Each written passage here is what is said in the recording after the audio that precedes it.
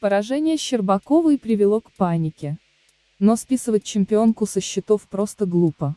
Неудача подопечной Тутберидзе в Будапеште не должна вводить в заблуждение. Аня себя еще обязательно покажет. Олимпийский сезон начался для Щербаковой с первого поражения за 1,5 года. На турнире в Будапеште Аня была не похожа на саму себя и вызвала большое количество судейских претензий. Однако вместо здоровых опасений за будущее чемпионки мира интернет и соцсети захлестнула настоящая паника. Болельщики и журналисты готовы списать фигуристку со счетов и вычеркнуть из олимпийской гонки, хотя на самом деле никакой катастрофы не произошло. Списывать чемпионку со счетов просто глупо. Щербакова стартовала с худшего результата за 2 года. Сезон для действующей чемпионки мира начался с неприятного поражения. Щербакова осталась без золота впервые за 1,5 года. Последний раз Аня проигрывала на чемпионате Европы, 2020, где ее обошла Алена Косторная. Поражение фигуристки на заштатном турнире в Будапеште стало достаточно неожиданным. Единственной конкуренткой Щербаковой была крайне нестабильная Майя Хромых, на которую мало кто ставил. Но вчерашняя юниорка даже с ошибками смогла обойти Аню, лучшую фигуристку мира прошлого сезона. В Венгрии чемпионка мира смотрелась крайне неуверенно.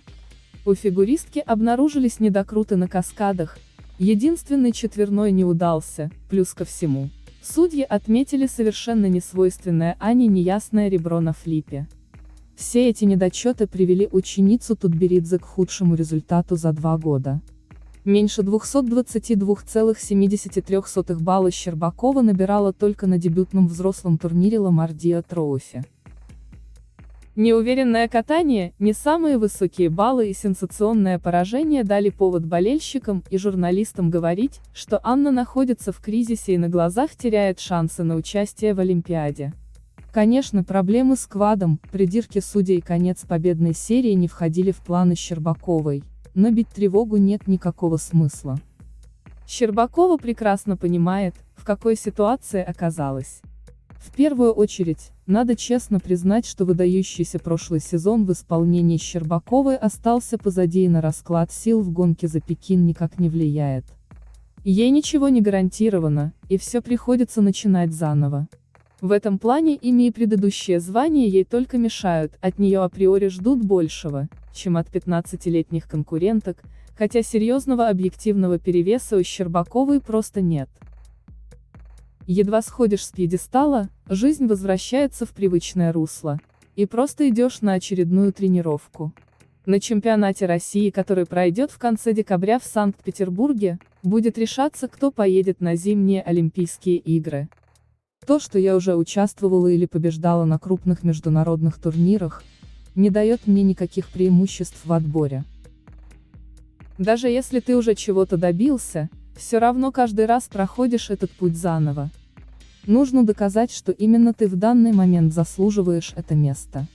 Ничего нового, только тренироваться, тренироваться, тренироваться, говорила Аня в интервью «Каравану историй». Травмы не позволяют оценивать перспективы чемпионки мира. Старт сезона у Ани по обыкновению получается тяжелым. Щербакова прибавляет по ходу сезона и выходит на пик к зиме. В этом году подготовка Ани осложнилась еще и неприятной травмой. В межсезонье девушка столкнулась с переломом пальца ноги, из-за чего отстала от своих подруг по группе на 2 месяца. К открытым прокатам сборной России Щербакова подошла без четверных. Но все остальные элементы, включая сложнейший каскад Лутц-Ридбергер, были в полном порядке. После перелома пальца летом все еще нарабатываю форму. Все идет по плану, но хотелось бы все ускорить. Иду в правильном направлении, мы с тренерами стараемся, чтобы я быстро вошла в форму, говорила Щербакова. Перед Будапештом к существующим трудностям добавилось еще одно повреждение. На тренировках на шее фигуристки был заметен большой пластырь, но уже в короткой программе он исчез. По сравнению с открытыми прокатами в программе Ани появился четверной флип. Фигуристка с прыжком не справилась, но, по словам Даниила Глейхенгауза, на тренировках он уже получается. Прогресс у Ани однозначно есть. Первые серьезные турниры начнутся у Щербаковой только в ноябре, так что фигуристка может позволить себе небольшое промедление в подготовке. До этапа Гран-при в Италии остается 2,5 недели, а до этапа во Франции и вовсе месяц. Так что у Ани еще есть время на стабилизацию четверных и поднятие общего уровня катания. Щербакова еще покажет характер. Как бы ни шокировал результат Щербаковой в Будапеште, судить о ее олимпийских перспективах по одному турниру точно не стоит.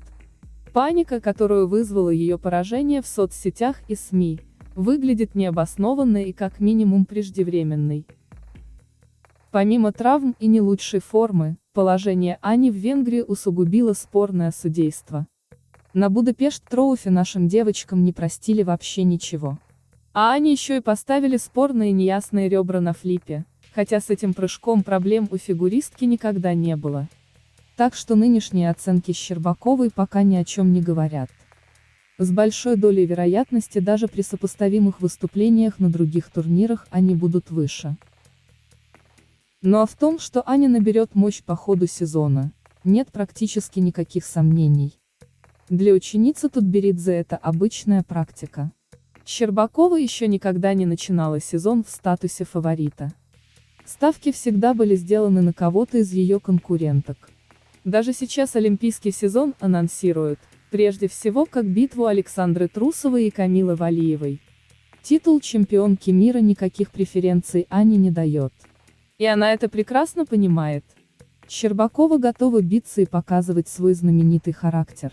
А мы уже знаем, насколько далеко она готова зайти ради исполнения своей мечты.